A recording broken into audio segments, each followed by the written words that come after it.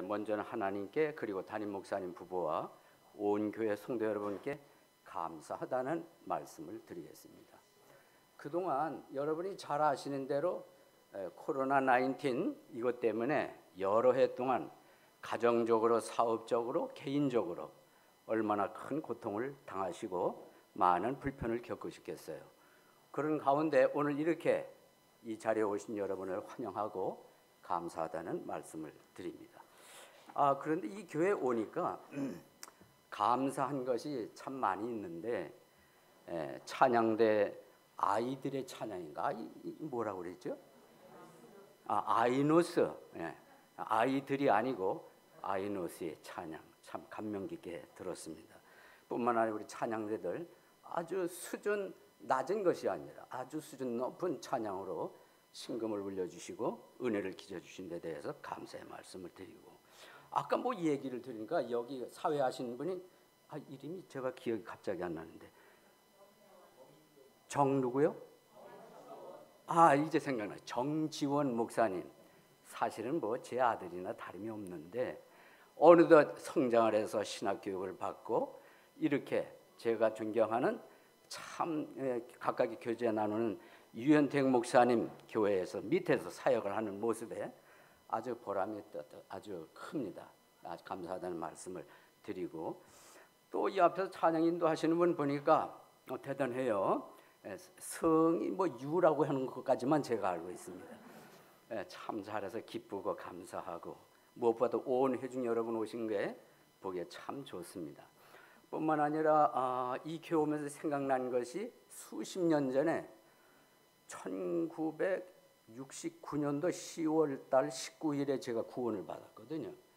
그리고 나서 변하기 시작을 하는데 말씀을 듣는 일이 사모가 돼가지고 광고를 듣는데 종암동 성서침례교회 당시 송종석 목사님, 여기에서 표수다 선교사님하고 뭐 통역을 하시는데 김대현 목사님이 통역을 하신대요. 그래서 제가 형님 집이 월곡동에 당시 있었는데 버스 타고 해서 자꾸 갔다가 이 교회를 자꾸 왔는데 날카로운 목소리면서 힘주어서 통역을 잘 하시더라고요. 근데 핵심은 뭐였냐면 지금도 기억나는 것이 구원받은 자로서 일생을 하나님께 드리기로 작정하시는 분 계시냐고. 나도 모르게 손을 들었지. 그래서 그때 일생을 드리기로 했는데 여러분 보시는 바와 같이 거의 뭐 제가 올해 딱 70이에요. 이 자리에 설 수 있었던 것이 하나님의 은혜다. 이래서 감사한 마음이 들고 있습니다. 여러분 회중을 보니까 다 마스크를 쓰시고 저는 안 쓰고 있는데 맨 앞자리를 보니까 또 한 분이 계시는데 반가운 얼굴입니다. 김행심 자매님인데 제가 원래는 캘리포니아 얼바인이라는 도시에서 재밌게 살고 있었거든요. 은퇴하고. 그런데 어느 날 느닷없이 전화가 왔는데 핵심은 이거예요. 하와이가 빅 아일랜드라는 섬이 있는데 후임자가 없다는 거예요. 교회는 있는데 한 8년간을 그러고 왔다는 거예요. 나 안 간다고. 나 여기서 쉬려고 왔지 뭔 목회하러 왔냐. 근데 뭐 여행 삼아서 설교를 한번 해보러 가라고 그래서 간 것이 오늘날의 빅 아일랜드입니다. 아시는 분 한번 손 좀 들어보세요. 빅 아일랜드 아시는 분. 잘 됐어요. 거기 한번 놀러 오세요. 아주 멋있습니다. 전 세계 사람들이 많이 놀러 오는 곳 중에 하나인데 화산지대 섬인데 일부러 화산 폭발하는 걸 보러 오거든요. 그런 지대에 제가 살면서 갔더니 샬롬 침례교회라고, 그래서 지금까지 벌써 만 2년 반이나 흘러갔습니다. 그래 오늘날까지 이렇게 하다가 주보에도 뭐 광고까지 실었는데 느닷없이 뇌경색 이게 와가지고 제가 타보지 않았던 헬리콥터를 타보고 그리고 큰 병원에서 나가라고 그래서 집으로 왔는데 지금도 100%는 아니지만 조금 불편한 부분이 있거든요. 이해해 주시기 바라고 오늘 주어진 말씀 요한복음 14장 27절의 말씀으로 피차의 은혜를 받고자 합니다. 그래 김행심 자매 소개를 했는데 원래는 주부에도 나왔습니다. 간증까지 했는데 이분이 늦게까지 뭐 일을 해서 몹시 피곤한 건 제가 온다니까 억지 해가지고 온 모양이에요.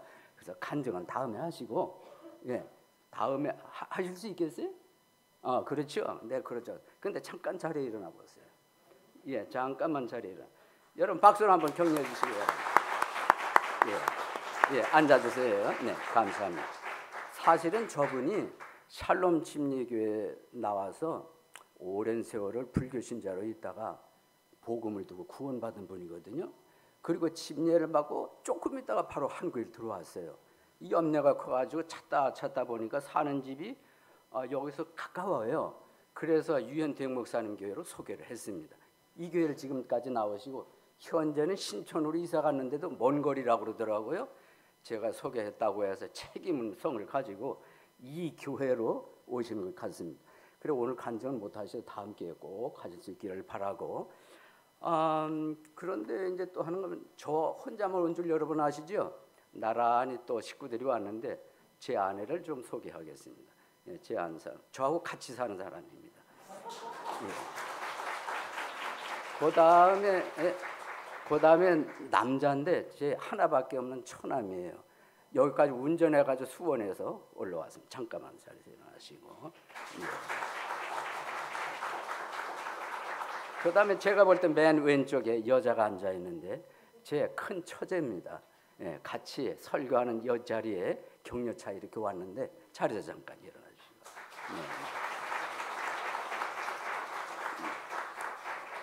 솔직히 말해서 개그맨 뺨치는 개그를 잘하는 처제입니다. 아주 재미있어요. 네. 오늘 원래는 목사님이 계시는 스케줄상 다른 교회로 가신 걸로 알고 있는데 그 교회에서도 놀라운 말씀이 증거될 수 있도록 기도해 주시기 바라고 아울러 이 말씀으로 저도 은혜 받고 여러분도 은혜 받을 수 있는 귀한 시간이 되기를 바랍니다. 요한복음 14장 27절 딱 한 구절을 가지고 예수님의 평안 이러한 제목으로 말씀을 드리겠습니다. 여러분께서 이미 알고 계시겠습니다마는 온 국민이 비극적이고 참담한 149명의 압사소식을 여러분이 들으셨을 거예요. 저는 몰랐는데 아침에 나서 보니까 속보가 떠 있더라고요. 그래서 알고 있는데 이런 비극적인 일로 유가족들에게 하나님의 위로하심이 함께 하시고 부상 당한 자들에게 속히 회복될 수 있는 은총 베풀어 주시기를 바랍니다. 한 주간지에서 한국 사회의 불안감 조사, 한국 사회의 불안감 조사 이런 제목으로 설문조사를 했답니다.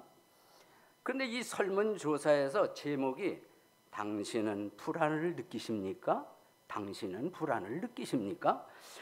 이런 질문에 설문조사에 응답한 사람들이 많이 느낀다 대답한 사람이 73%, 조금 느낀다 이렇게 대답한 사람이 20%가 넘었다고 해요. 조금 느끼든 많이 느끼든 합할 것 같으면은 약 93%에 해당하는 사람이 불안을 느낀다고 대답을 한 거예요. 다시 말하면 10명 중에서 9명이나 불안을 느끼는 삶을 살고 있다. 더 심각한 것은 작년보다는 금년이 더 불안을 느낀다고 대답한 사람이 많다는 사실입니다. 작년보다는 올해. 그래서 시간이 흐를수록 불안 지수가 더 높아지고 있다는 통계가 나온 겁니다. 그래서 주간지는 이어서 도대체 왜 그렇게 불안을 느끼십니까? 이런 질문에는 전쟁이 일어나지 않을까? 경제가 더 나빠지지 않을까? 직장에서 해고되지 않을까? 건강에 문제가 생기지 않을까? 교통사고가 나지 않을까? 관계를 맺고 있는 사람들과의 관계에서 잘못되지는 않을까? 등등의 요소를 들이대면서 그렇게 불안을 느끼고 있다라고 대답을 한 겁니다. 여러분, 전쟁이 일어나지 않을까? 경제가 더 나빠지니까 뭐 여러 가지 이유가 있지만은 나름대로 불안의 요소들이 다 있지 않을까요? 어쩌면 이 자리에 앉아 계신 여러분이나 저나 나름의 불안을 느낄 수 있는, 근심을 느낄 수 있는, 걱정을 느낄 수 있는, 두려움에 쌓일 수 있는 이러한 요소들이 나름대로 있을 줄로 아는 것입니다. 그런데 불안을 느끼고 있는 사람이 우리들만이 아니라 오늘 성경 읽은 대로 거기 쭉 앞뒤를 읽어보면 예수님이 그의 제자들에게 말씀하시기를 너희는 마음에 근심하지 마라. 하나님을 믿으니 또 나를 믿으라. 이거에 의해서 쭉쭉 내려간 가운데 오늘의 본문이 이어지게 되는 것입니다. 내가 너희에게 무엇을 끼치노니? 다 같이 큰 소리로 내가 너희에게 조금 더 큰 소리입니다. 이번에 힘찬 음성으로 내가 너희에게 제가 보니까 이게 막 흔들흔들합니다. 평안을 끼치노니 곧 나의 평안을 너에게 준다. 내가 너에게 주는 것은 세상이 주는 것과 같지 아니하다. 이런 말씀을 해 주신 것으로 이어지게 되고 있는 것입니다. 그래 예수님이 이런 말씀하신 건 그의 제자들이 한 가지 분명한 것은 너희는 마음에 근심하지 아니할 정도로 그들 속에는 근심으로 가득 차 있었다. 그런 차원에서 저나 여러분이나 똑같은 감정 상태에 있다는 것을 기억할 수 있는 것입니다. 자, 그러면 제자들에게 왜 근심이 있었을까? 왜 걱정이 있었을까? 왜 두려움이 있었을까? 이것은 우리가 아는 것에 있어서 대단히 중요하다 할 수 있습니다. 자, 그런데 제자들은 여러분 아시는 대로 예수님에 의해서 부르심을 받았어요. 그리고 따라다닌 것이 거의 3년 동안 따라다니지 않았습니까? 집도 버리고 재산도 버리고 부모도 버리고 형제들도 버리고 이렇게 해서 다 따라다녔는데 예수님이 뭐라고 말씀하시는가 하면 내가 죽을 것이다. 내가 떠나간다. 뭐 또 어떤 말씀 가면 다시 온다. 뭐 이런저런 말씀을 하신단 말이에요. 모든 걸 믿고 의지하고 따라왔는데 죽는다 떠나간다 뭐 알쏭달쏭한 말씀을 하시니 자연적으로 생긴 것이 뭐겠어요? 근심이 생겼어요. 불안이 생겼어요. 두려움이 생겼어요. 자기들끼리 서로 물어보는데 해답이 안 나오는 거예요.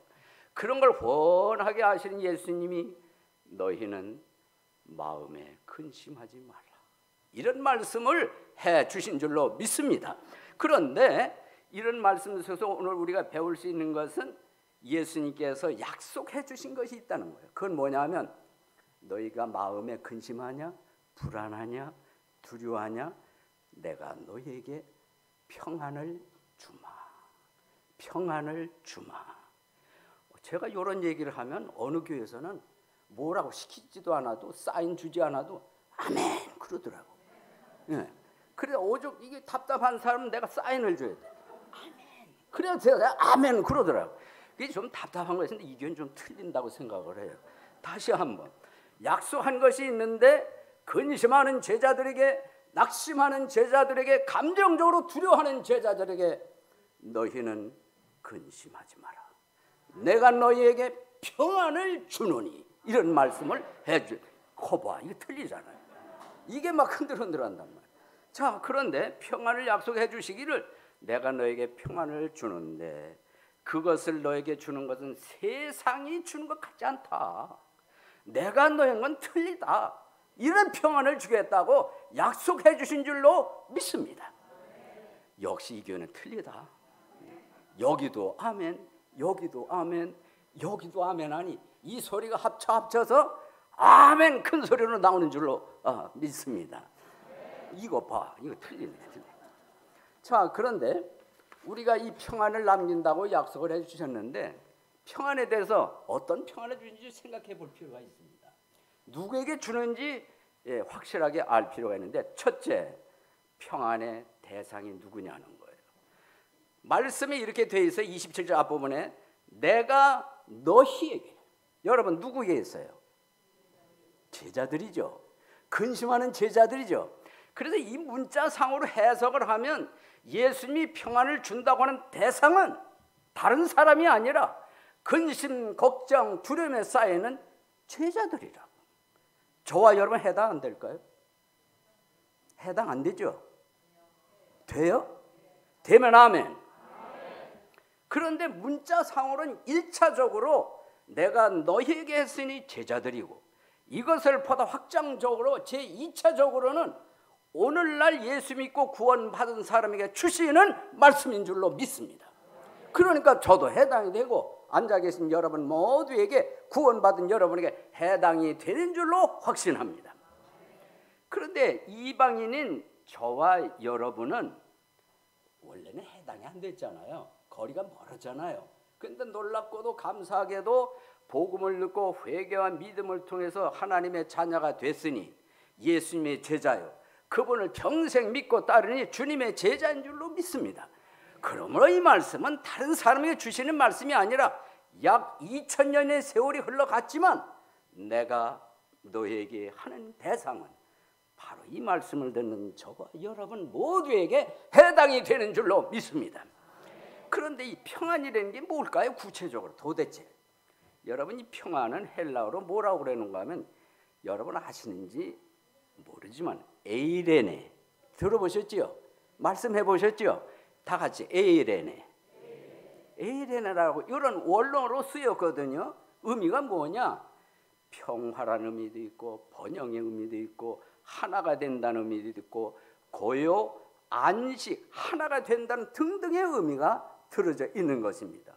그런데 이와 같은 의미로 구약 성경에서는 뭐라고 했는가 하면 들어보셔서 잘 쓰는데 샬롬이라는 단어를 썼습니다. 신약에서는 뭐라? 에이레네. 구약에서는 뭐라? 샬롬이라고 하는 겁니다. 그런데 신약 성경에 에이레네라는 단어가 몇 번 쓰였나 하는 것은 자그만치 92번이나 쓰여져 있습니다. 그리고 그 중에서 요한복음에 하면 6번이나 기록이 되어 있다는 말이에요. 그 가운데 오늘 본문에서 에이레라는 단어가 쓰여서 저와 여러분에게 교훈적으로 주시는 말씀이다, 이런 얘기가 되겠습니다. 그러므로 예수님은 죽음을 앞에 두고 마음속에 근심과 두려움이 있는 제자들에게 평안을, 고요한 안식을 주어서 누리게 하시겠다는 의미로 정리 요약할 수가 있는 것입니다. 자, 이번엔 구체적으로 그러한 평안을 얻는 방식이 뭐냐 이거예요. 어떻게 하면 그걸 누리겠나 하는 것이죠. 그 방식은 크게는 이렇게 둘로 나누어 볼 수 있습니다. 하나는 세상이 주는 평안 방식, 다른 하나는 예수님이 주는 평안 방식이라 이거예요. 어떤 방식의 평안을 얻을 것인가는 우리의 몫이에요. 우리의 선택이에요. 우리의 결정이에요. 우리의 믿음에 달려있다고 생각합니다. 자, 그 중에서 세상이 주는 방식을 한번 생각해 보겠습니다. 그렇다면 이 평안은 세상에 주는 방식에서 올 수가 있는데 그 세상에 주는 평안 방식은 나름대로 있긴 있습니다. 하지만 두드러진 특징이 있다 이거예요. 그것은 먼저 세상이 평안을 주는 방식에서는 짧더라 이겁니다. 길지 않고 짧더라 또는 순간적이다라는 특징을 가지고 있습니다. 그 다음에 또 하나는 그것은 물질적이고 육신적인 것이라는 특성이 있는 거예요. 여러분 고개가 끄덕여지십니까? 이해가 안 되십니까? 아, 이게 뭐 이래. 이해가 안 된다고 해도 끄덕이고 이해가 된다고 해도 끄덕인다. 이거 어떤지 잘 모르겠어요. 아무튼 그 다음을 진행해 보겠습니다. 그런가 하면 세 번째는 세상이 주는 평안은 내면적인 것이 아니라 외면적인 것이라는 특징이 있어요. 고개가 끄덕여지십니까? 이제야 되는구만. 그 다음에 또 하나는 뭐냐면 완전한 평안이 아니라 불완전한 평안이다. 아멘이죠? 이해가 되시죠? 자, 그런가 하면 많은 사람들은 이러한 방식을 통해서 주는 세상이 주는 평안을 맛보겠다고, 누리겠다고 얼마나 애를 쓰냐고요. 얼마나 노력을 하냐고요. 여러분, 우리도 그런 사람 가운데 하나일지도 어쩌면 있을 수 있는 겁니다.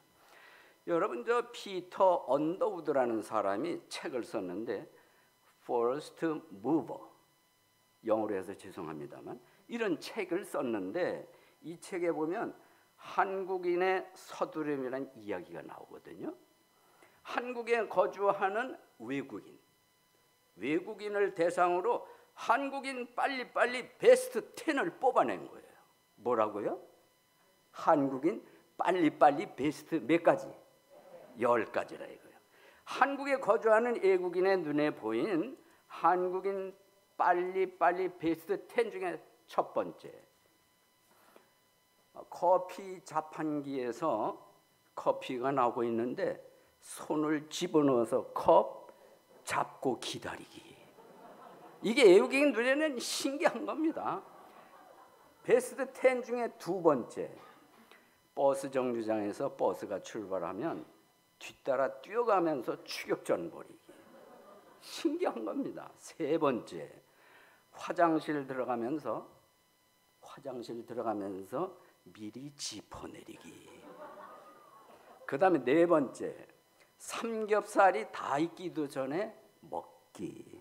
하도 빨리빨리니까 그렇게 했다는 거예요. 그 다음에 또 하나는 엘리베이터에서 3초를 못 기다리고 닫힌 버튼 누르기. 예, 저도 그러고 있더라고요.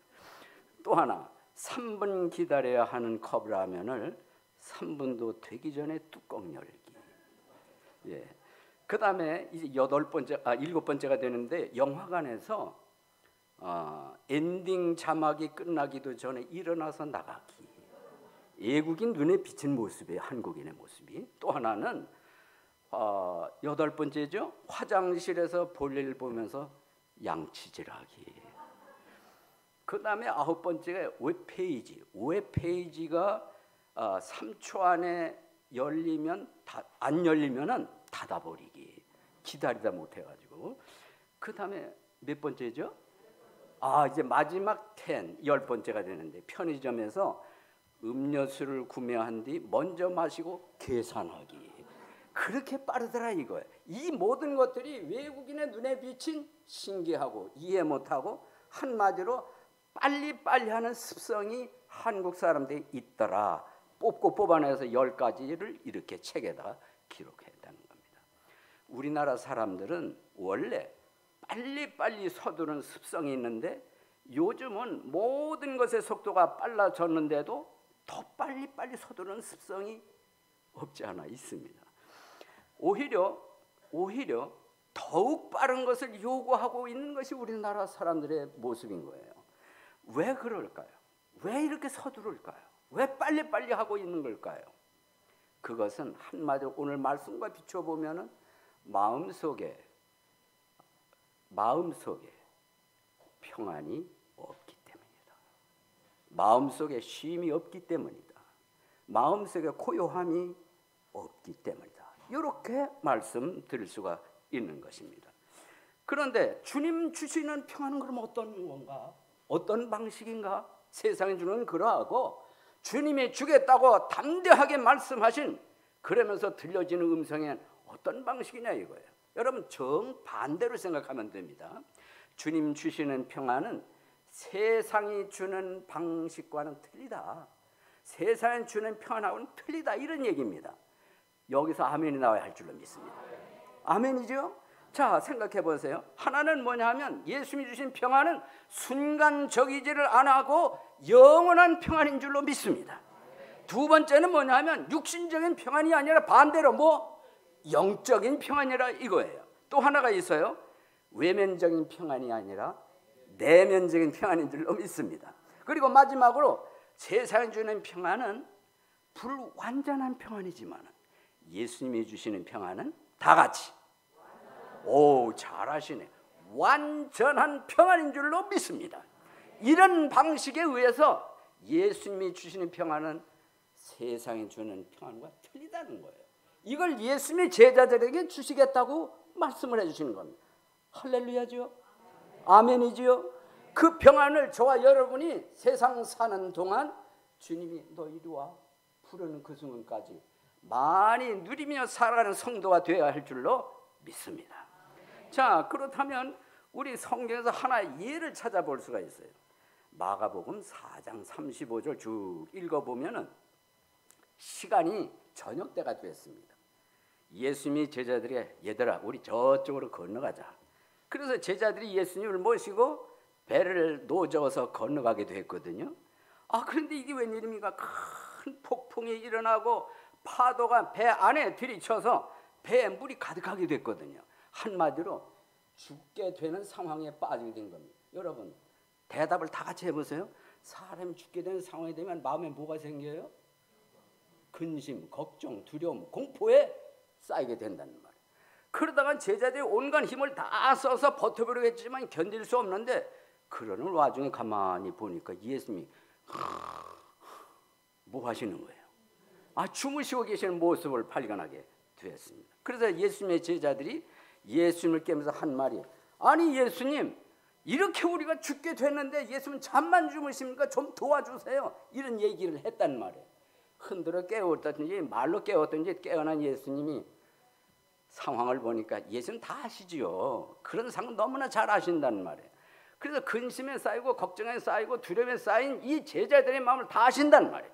그리고 일어나서 즉시는 뭐라고 하셨을까요? 파도야, 바람아, 잔잔하라.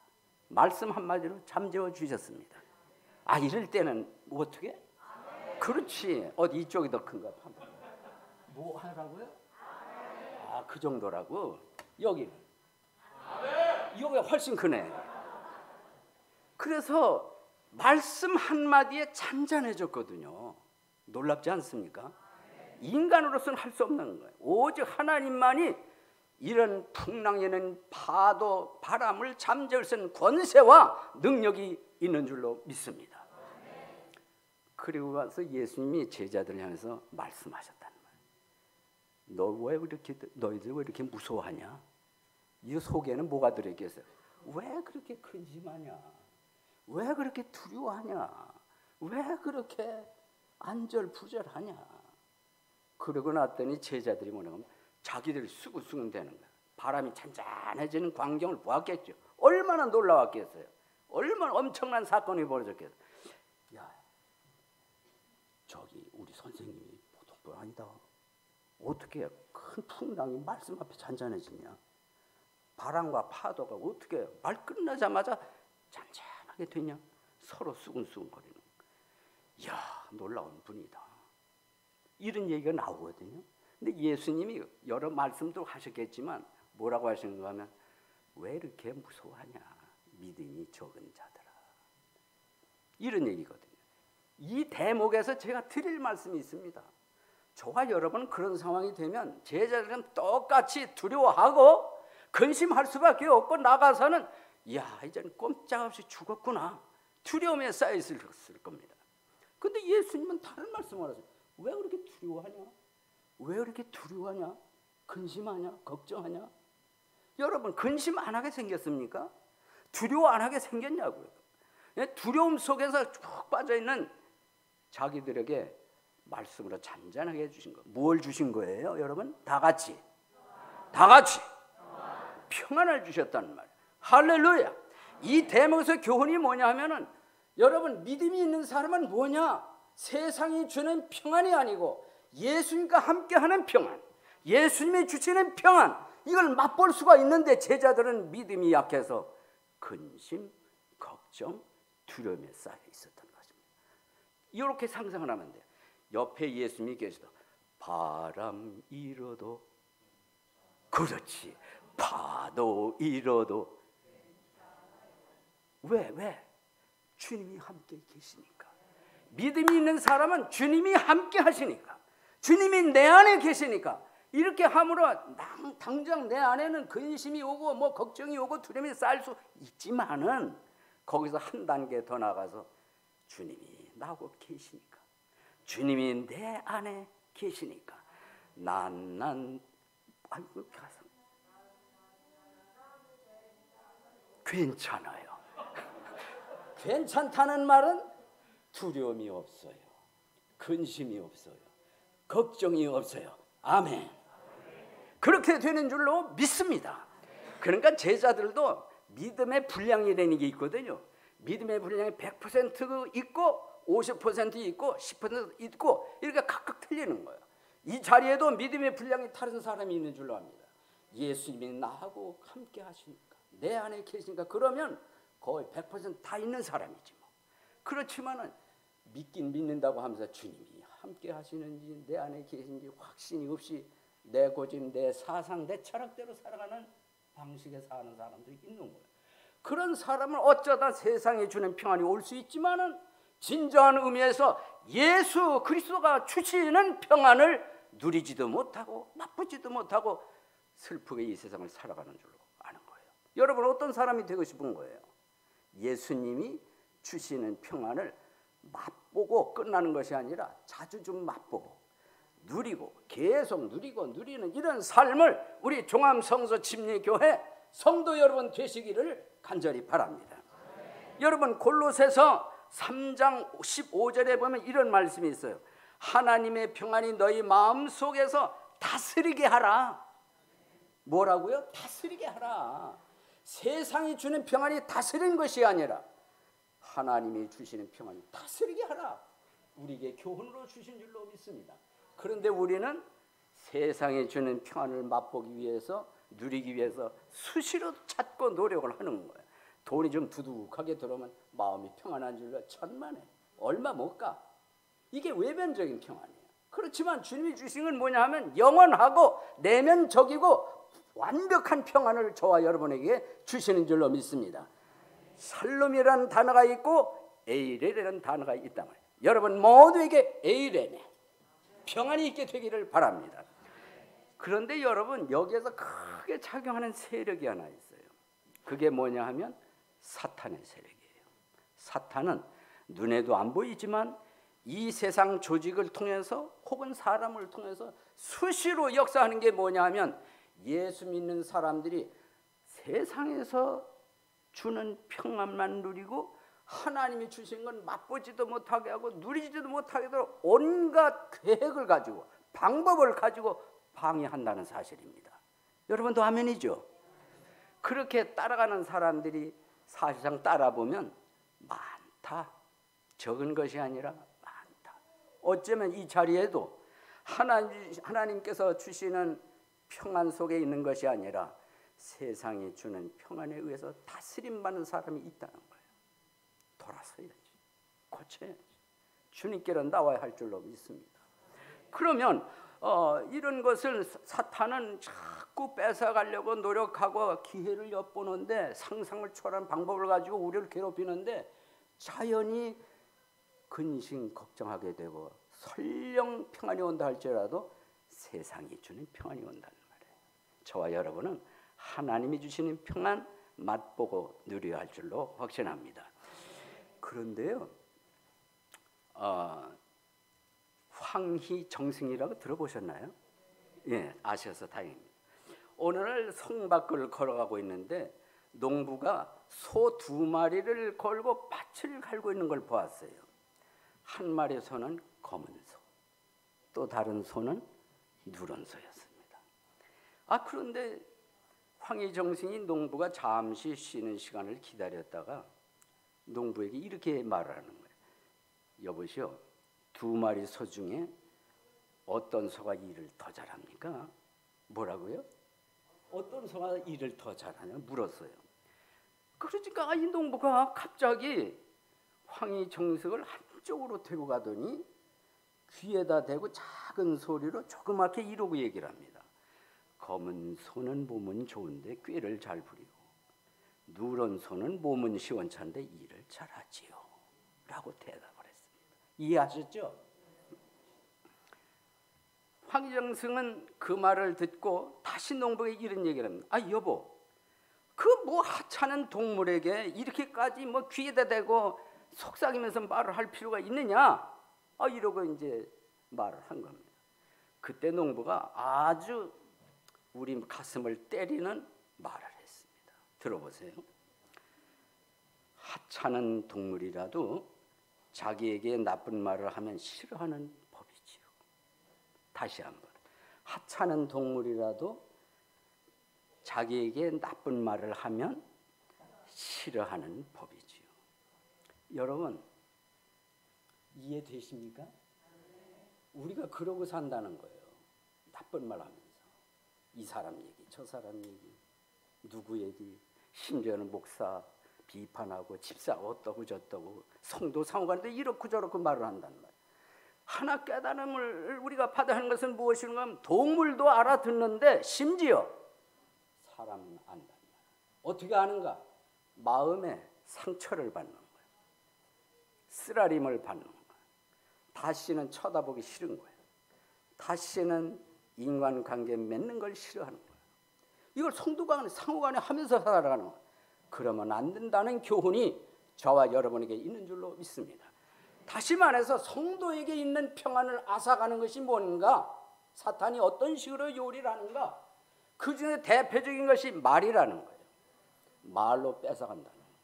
여러분 모두 나쁜 말이 아니고 즐거운 말, 은혜스러운 말, 정말 들어서 유쾌한 말, 위로가 되는 말, 격려가 되는 말 여러분이 해야 할 줄로 믿습니다.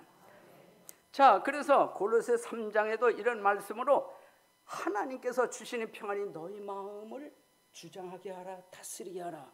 이렇게 하는 사람이 말로 이 세상을 보람 있게 사는 사람, 즐겁게 사는 사람, 멋지게 사는 사람, 신앙생활 잘하는 사람이라고 저는 말하겠습니다. 여러분도 그렇다면 아멘. 결론을 맺겠습니다. 저는 오늘 예수님의 평안이라는 제목으로 주님의 평안이 저와 여러분에게 넘겨져서 누리자, 다스림을 받자 이런 내용으로 말씀을 드렸습니다. 한 말씀 더 드릴게요. 빌립보서 4장 6절 7절에 보면 아무것도 염려하지 마라. 그 다음에 나오는 말씀이 뭐예요?